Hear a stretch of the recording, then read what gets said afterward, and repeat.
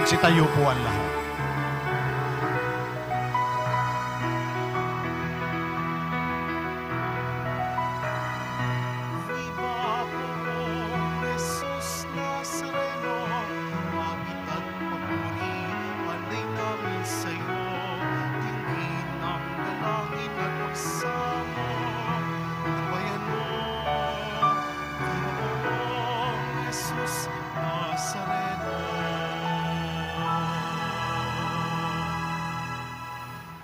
Sa ngalan ng Ama at ng Anak at ng Espiritu Santo, Amen. ang pagpapala at kapayapaan mula sa Diyos na Ama natin at sa Panginoong Hesukristo naway sumainyo. At sumaiyo rin. Mga kapatid, tinipon tayo bilang kaanib ng angkan ng Diyos, kaya dumulog tayo sa maawaing Panginoong nagpapatawad ng lubos. Sinugong tagapagpagaling sa mga nagsisisi, Panginoon, kaawaan mo kami. Panginoon, kaawaan mo kami. Dumating na tagapag-anyayang mga makasalanan ay magsisi, Kristo, kaawaan mo kami. Kristo, kaawaan mo kami. Nakaluklok ka sa kanan ng Diyos Ama para ipamagitan kami. Panginoon, kaawaan mo kami. Panginoon, kaawaan mo kami. Kaawaan tayo ng makapangyarihang Diyos, patawarin tayo sa ating mga kasalanan, at patnubayan tayo sa buhay na walang hanggan. Amen. Manalangin tayo. Ama naming makapangyarihan, lakas ka ng mga walang inaasahan kundi ikaw. Ang pagluhog namin ay iyong pagbigyan, sapagkat kami mga tao lamang na pawang mahihina kapag iyong iniwanan. Kaya naman kami lagi mong tulungan upang sa pagtupad ng iyong mga utusan, ikaw ay aming mabigyang kasiyahan sa aming iniisip at ginagawa araw-araw sa pamamagitan ni Jesucristo kasama ng Espiritu Santo magpasawalang hanggan. Amen. Magsiupo muna ang lahat. Pagbasa mula sa unang aklat ng mga hari. Nang patay na si Nabat, sinabi ng Panginoon kay Elias na taga-Tisbe, "Madali ka, puntahan mo si Haring Akab. Makikita mo siya sa Jezreel sa ubasan ni Nabat. Naparoon siya upang kamkamin iyon. Sabihin mo sa kanya, ito ang ipinasasabi ng Panginoon. Isa kang mamamatay tao. Ngayon na may pangangamkam ang ginagawa mo. Kung saan hinimod ng mga aso ang dugo ni Nabat, doon din hihimurin ng mga aso ang iyong dugo." Sinabi ni Akab kay Elias, "Narito ka na naman, mahigpit kong kaaway." Sagot naman sa kanya ni Elias, "Oo, hinahanap kita uli, sapagkat nagumon ka sa kasamaan. Malagim na parusa ang babagsak sa iyo. Ganito ang ipinasasabi ng Panginoon, itatakwil kita, lilipulin ko ang mga anak mong lalaki, matanda at bata. Parurusahan kita tulad ng ginawa ko sa angkan ni Jeroboam na anak ni Nabat at sa angkan ni Baasa na anak ni Ahiyas, sapagkat ako'y ginalit mo at ibinulid mo ang Israel sa pagkakasala. Ito naman ang sumpa laban kay Jezebel. Kakanin siya ng mga aso sa nasasakupan ng Jezreel. Sino man sa angkan ni Akab ang mamatay sa bayan ay kakanin ng mga aso. Sino mang mamatay sa bukid ay kakanin ng mga uwak. Dahil sa sulsol ni Jezebel, nagumon si Akab sa paggawa ng masama sa paningin ng Panginoon. Sumamba rin siya sa Diyos-Diyosan gaya ng mga Amoreyo na pinalayas ng Panginoon pagdating ng bayang Israel sa lupaing iyon. Nang marinig ni Akab ang mga sinabi ng propeta, ginawak niya ang kanyang damit, nagsuot ng sako, at di hinubad iyon kahit sa pagtulog. Nag-ayuno siya bilang tanda ng malaking kalungkutan. Kaya't sinabi ng Panginoon kay Elias, hindi mo ba napansin kung paano nagpapakababa sa harap ko si Akab? Sapagkat nagpakababa siya, hindi ko itutuloy ang parusa sa kanya habang siya'y nabubuhay. Ngunit pagkamatay niya, parurusahan ko ang kanyang angkan. Ang salita ng Diyos. Salamat sa Diyos. Poon, iyong kaawaan, kaming sayo'y nagsisuway. Poon, iyong kaawaan, kaming sayo'y nagsisuway.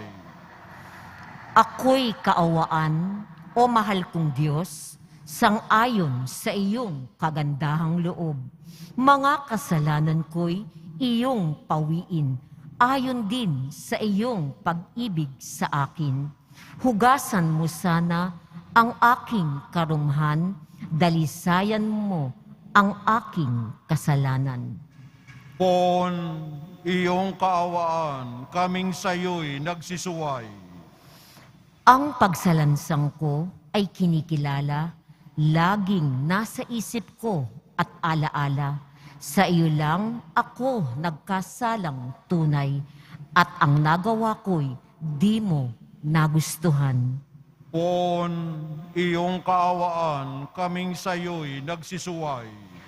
Ang kasalanan ko'y iyo nang limutin, lahat kong nagawang masamay pawiin. Ingatan mo ako, Diyos kong manunubos, ang pagliligtas mo'y galak kong ibabantog. Poon, iyong kaawaan, kaming sayo'y nagsisuway. Magsitayo po tayo.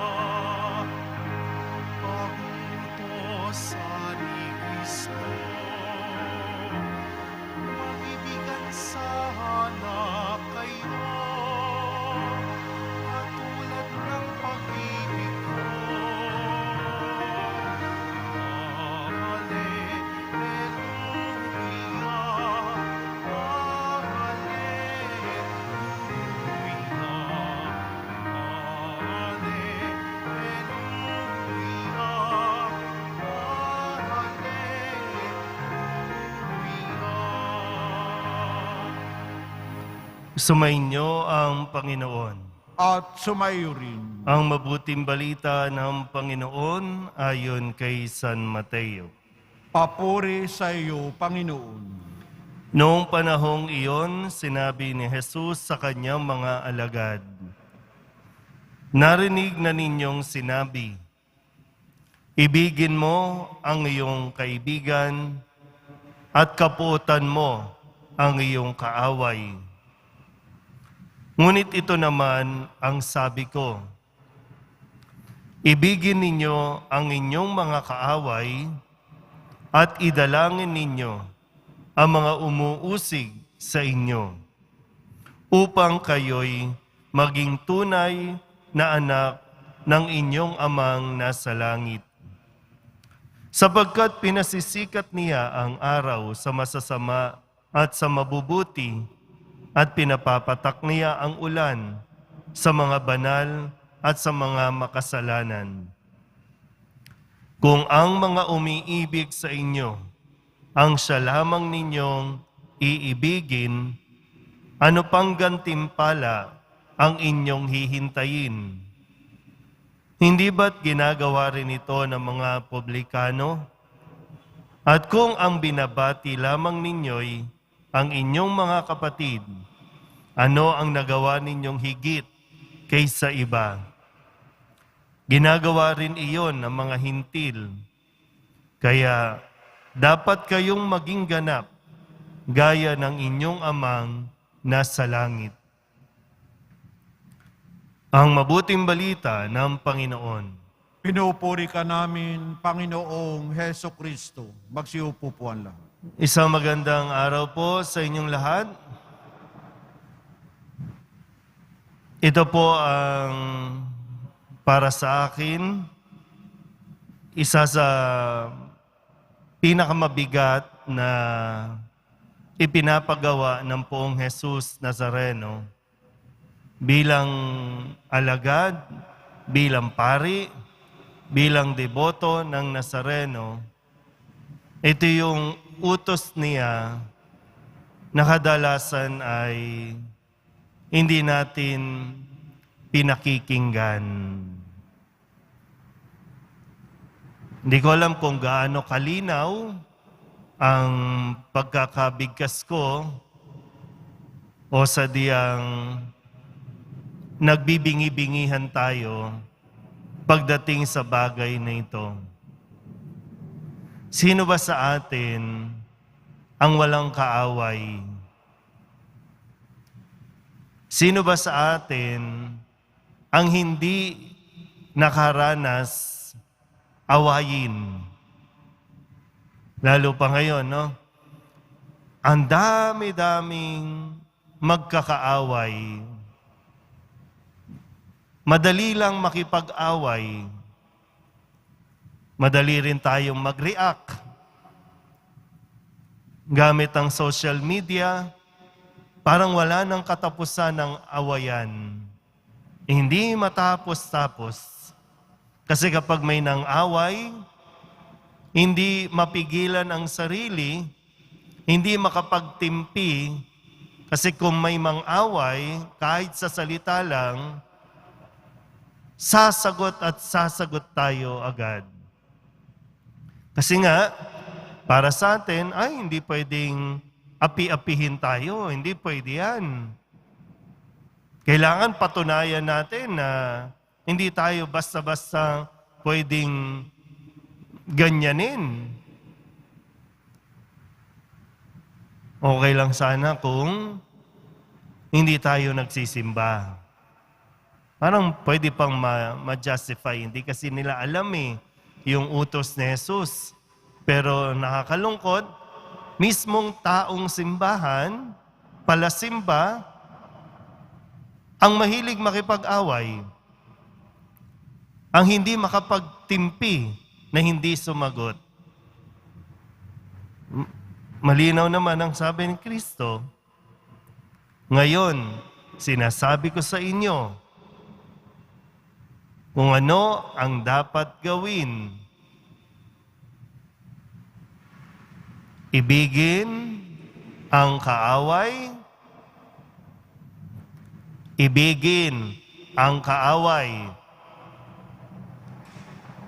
Ipagdasal ang mga umuusig.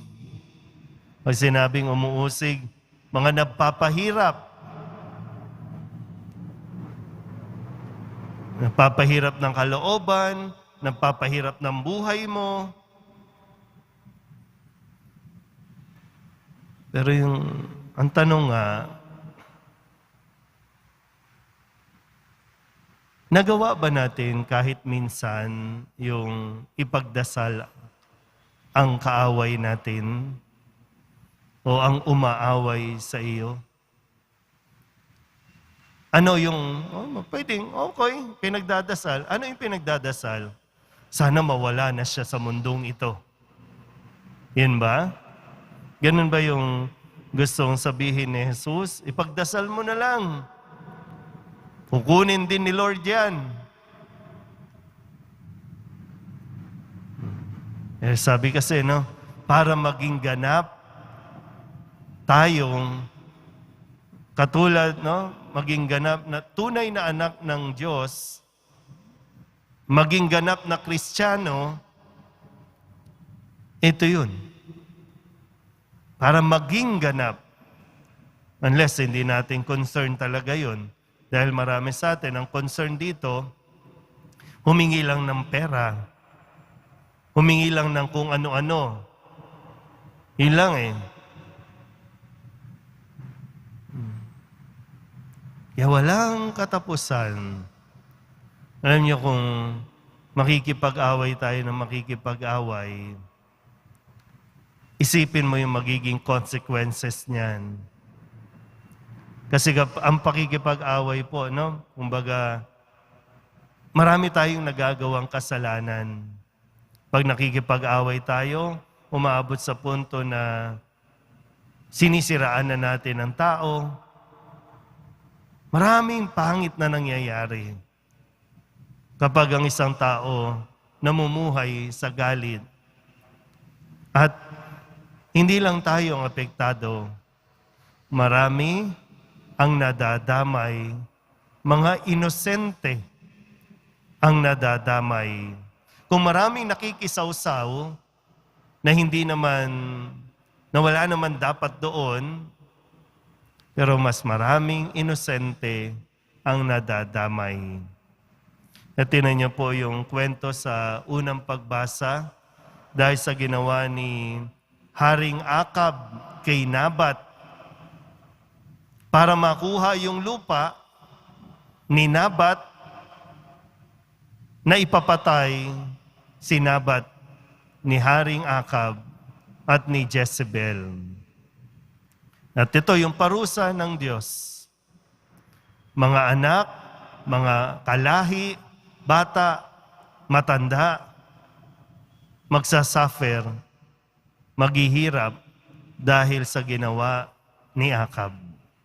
Ganon din naman sa atin. Pag may kaaway ka, sinong naapektuhan? Anak mo. Minsan nga, nadadawit pa yung anak mo, pamilya mo. Dapat ikaw lang yan eh. Pero hindi nga ganon. May nadadawit. Kaya isipin mo ng mabuti. Sana ang maituro natin, hindi paghihiganti, kundi maituro din natin. Ito yung isang bagay na hingin natin sa Diyos. Mahirap eh. Mahirap ibigin yung kaaway. Mahirap ipanalangin yung kaaway na mapabuti siya. Mahirap po. At hindi natin ito magagawa ng tayo lang. Kailangan natin ng tulong ng Diyos. Tanging yung lakas na magmumula sa Diyos ang magbibigay sa atin ng kakayahan, grasya, para magawa natin ito. Pero kung dededmahin mo lang, naku, Father, bahala ka dyan, Father. Wala akong pakialam dyan sa mga umaaway sa akin. Yun ay kung, sabi ko nga, kung seryoso tayo, maging Katoliko, seryoso tayong maging deboto, seryoso tayong maging anak ng Diyos, ito ang pagsumikapan natin na magawa. At least, may pagdasal man lang natin na maging mabuti, tumino, maging tama ang pag-iisip ng mga taong umaaway, umuusig sa atin. Amen. Tumayo po tayo. Lumapit tayo sa Ama upang tulungan tayong makasunod sa halimbawa ni Jesus na nag-uutos sa atin na ibigin natin ang ating mga kaaway. Ang ating pong itutugon, Ama, tipunin mo kami sa iyong pag-ibig. Ama, tipunin mo kami sa iyong pag-ibig. Ang mga pinuno ng simbahan, naway, magbigay saksi sa pamamaraan ng habag, pag-ibig at pagpapatawad upang masalamin sa kanila ng sanlibutan ang kabanalan ng Diyos. Manalangin tayo. Ama, tipunin mo kami sa iyong pag-ibig. Ang mga namimighati at nasusuklam sa kanilang kapwa, naway mapagtanto na maghihiwalay sa kanila sa Diyos ang pagbibigay daan sa hinanakit at galit. Manalangin tayo. Ama, tipunin mo kami sa iyong pag-ibig.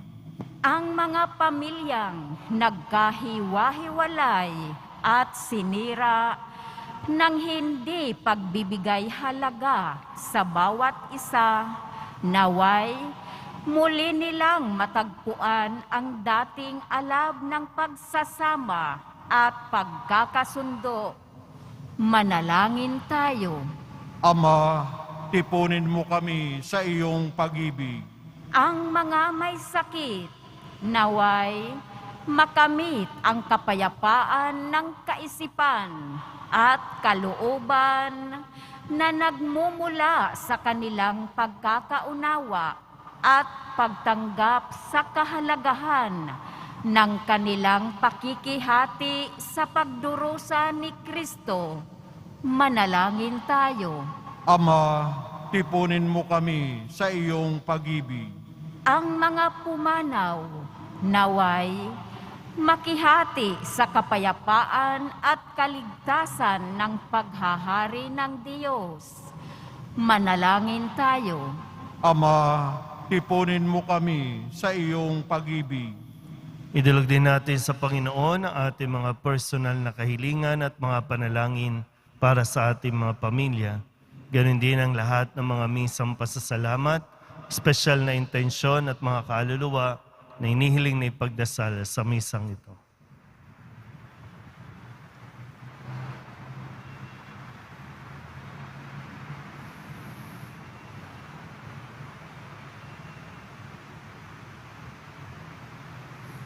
Ang lahat ng ito ay inihiling namin sa ngalan ni Kristong aming Panginoon.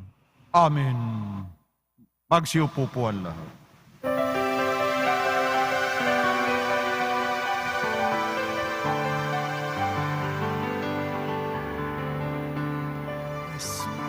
Jesus Nazareno, anak patinamay, sa tanan ay nagbibigay buhay, biyayang kaloob ay aming inaalay, aming iling pagpapalat, buhay na dalisay. Magsitayo po tayo. Manalangin kayo mga kapatid upang paghahain natin ay kalugdan ng Diyos sa mga makapangyarihan.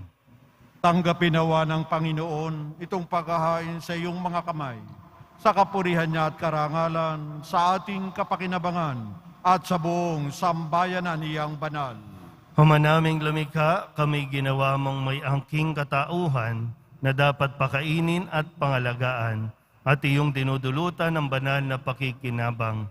Ipagaloob mong kami huwag magkulang sa mga iniuukol mo sa aming kapakanan sa pamamagitan ni Jesucristo, kasama ng Espiritu Santo, magpasawalang hanggan. Amen. Sumainyo ang Panginoon. At sumaiyo rin. Itaas sa Diyos ang inyong puso at diwa. Itinaas na namin sa Panginoon. Pasalamatan natin ang Panginoong ating Diyos. Marapat na siya ay pasalamatan. Ama naming makapangyarihan, tunay ngang marapat na ikaw ay aming pasalamatan. Sa iyong paglingap at kagandahang loob, ang tao'y nilikha mo at pinangasiwa sa sansinukob. Sa hangad mong siya'y iwastong lubos, siya'y pinagdusa mo sa kanyang pagtalikod. Sa iyong paggiliw, iyong ipinahintulot na makabalik siya sa pamamagitan ni Kristo Jesus. Kaya kaysa ng mga anghel na nagsisiawit ng papuri sa iyo, nang walang humpay sa kalangitan, kami nagbubunyi sa iyong kadakilaan. Santo, Santo, Santo, Panginoong Diyos ng mga hukbo, napupuno ang langit at lupa ng kadakilaan mo. O sana sa kaitaasan. Pinagpalang na paririto sa ngalan ng Panginoon. O sana sa kaitaasan. Magsiluhod po ang lahat. Ama naming banal, ikaw ang bukal ng tanang kabanalan. Kaya't sa pamamagitan ng iyong Espiritu, gawin mong banal ang kaloob na ito upang para sa amin maging katawan at dugo ng aming Panginoong Hesukristo. Bago niya pinagtis ang kusang loob na maging handog, inawakan niya ang tinapay, pinasalamatan kaniya, pinaghati-hati niya iyon, iniabot sa kanyang mga alagad at sinabi, "Tanggapin ninyong lahat ito at kanin, ito ang aking katawan na ihahandog para sa inyo."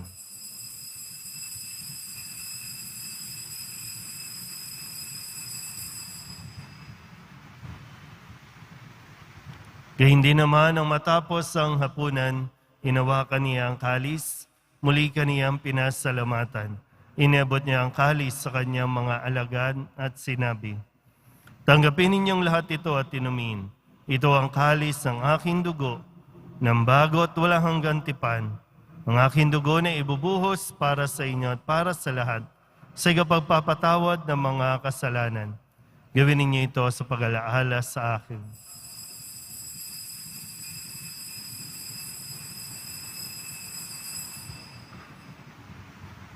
Pagsitayo po ang lahat.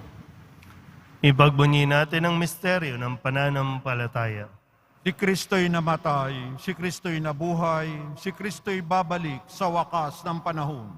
Ama, ginagawa namin ngayon ang pag-alaala sa pagkamatay at muling pagkabuhay ng iyong anak, kaya tiniaalay namin sa iyo ang tinapay na nagbibigay buhay at ang kalis na nagkakaloob ng kaligtasan. Kami napapasalamat dahil kami iyong minarapat na tumayo sa harap mo para maglingkod sa iyo. Isinasamo namin kami magsasalo-salo sa katawan at dugo ni Kristo ay mabuklod sa pagkakaisa sa pamamagitan ng Espiritu Santo. Ama, lingapin mo ang iyong simbahang laganap sa buong daigdig. Puspusin mo kami sa pag-ibig kaysa ni Francisco na aming Papa at ni Jose na aming Obispo at ng Tanang Kaparian.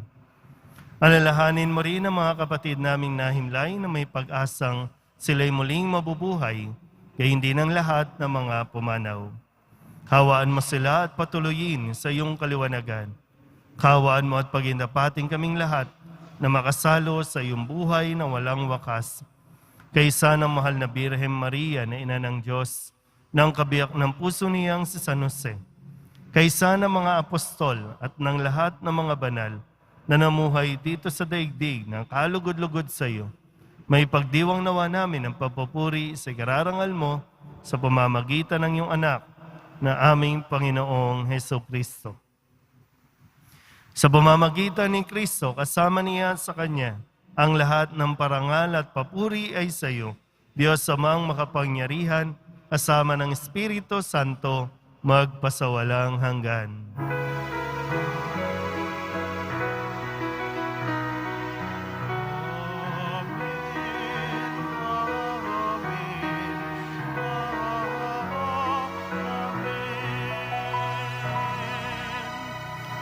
Buong kababaang loob tayong tumawag sa ating Panginoon ng Ama namin. Ama namin, Sumasalangit ka, sambahin ang ngalan mo. Mapasa amin ang kaharian mo, sundin ang loob mo dito sa lupa para nan sa langit.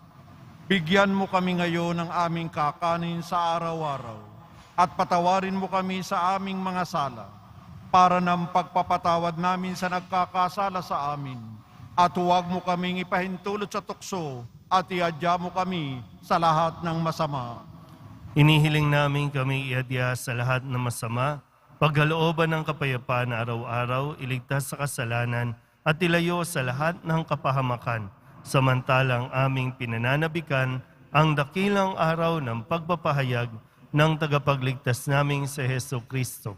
Sapagkat iyo ang kaharian at ang kapangyarihan at ang kapurihan magpakailanman. Amen. Panginoong Hesukristo, sinabi mo sa iyong mga apostol, "Kapayapaan ang iniiwan ko sa inyo, ang aking kapayapaan ang binibigay ko sa inyo. Tunghayan mo ang aming pananampalataya at huwag ang aming mga pagkakasala. Pagkalooban mo kami ng kapayapaan at pagkakaisa ayon sa iyong kalooban, kasama ng Espiritu Santo, magpasawalang hanggan. Amen. Ang kapayapaan ng Panginoon ay laging sumainyo. At sumaiyo rin. Magbigayan po tayo ng kapayapaan sa isa't isa.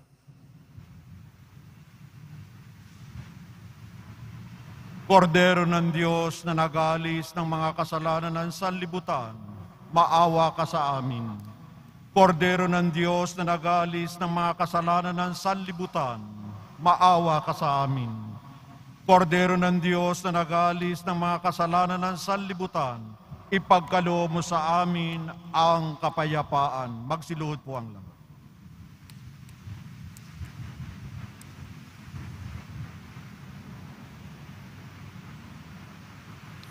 Ito ang kordero ng Diyos. Ito ang nag-aalis ng kasalanan ng sanlibutan. Mapalad ang mga inaanyayahan sa kanyang piging. Panginoon, hindi ako karapat-dapat na magpatuloy sa iyo, ngunit sa isang salita mo lamang ay gagaling na ako. Katawan ni Kristo, Amen.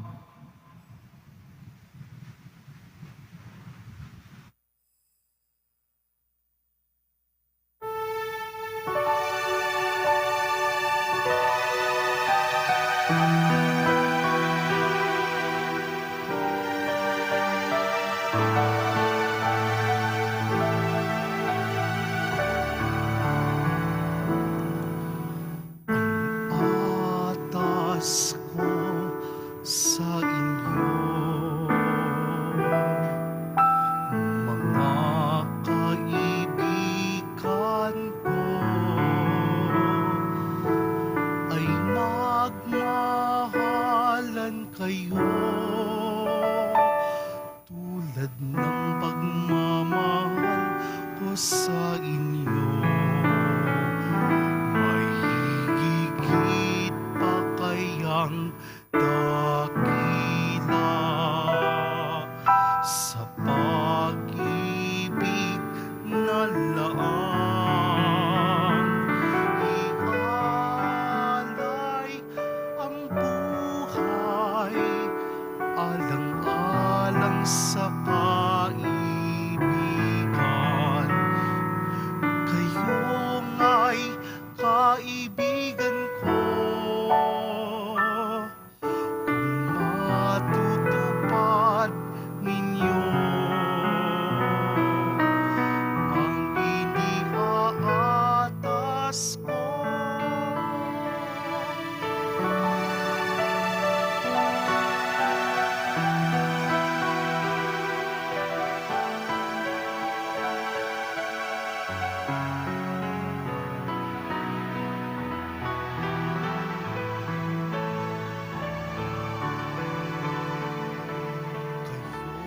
di na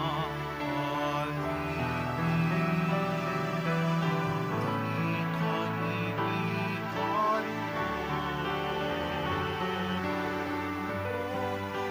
nasa Ama, lalahan o nasa inyo. Kayo'y hinirang ko, di ako ang hinirang mo.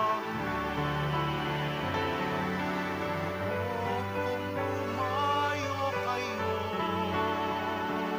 at mamunga ng himayo, ito na ang siyang utos ko. Gawin ko sa inyo, magmahalan kayo.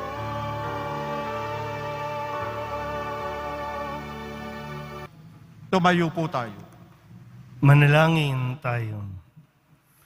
Ama naming mapagmahal, ang pinagsaluhan naming banal na pakikinabang na nagpahiwatig ng iyong pakikiisa sa tanang naritong nakikipagdiwang ay magdulot nawa ng pagkakaisa sa iyong sambayanan sa pamamagitan ni Jesucristo, kasama ng Espiritu Santo, magpasawalang hanggan. Amen. Sumainyo ang Panginoon. At sumayo rin. Manalangin tayo para sa pagbabasbas. Mahal na pong Jesus Nazareno, inihayag mo sa pamamagitan ng krus ang walang maliw na pag-ibig ng Diyos sa sangkatauhan. Pakinggan mo ang kahilingan ng iyong angkan na nagsusumamo sa iyo. Makamtanawa nila ang iyong katugunan at tanggapin ang kasagutan na may utang na loob na tinatanaw. Basbasan din po ninyo ang mga dala-dala nilang mga imahin at dasalan at lahat ng mga may karamdaman. Sa pamamagitan ng bendisyon na ito, naway maalala nila ang mga pangako nila noon sa binyag na ikaw ang kanilang ibigin at paglilingkuran bilang Panginoon magpasawalang hanggan. Amen. At pagpalain kayo ng makapangyarihang Diyos, Ama at Anak at Espiritu Santo. Amen. Humayo kayong taglay ang kapayapaan ng poong Jesus Nazareno. Salamat sa Diyos. Magandang araw po.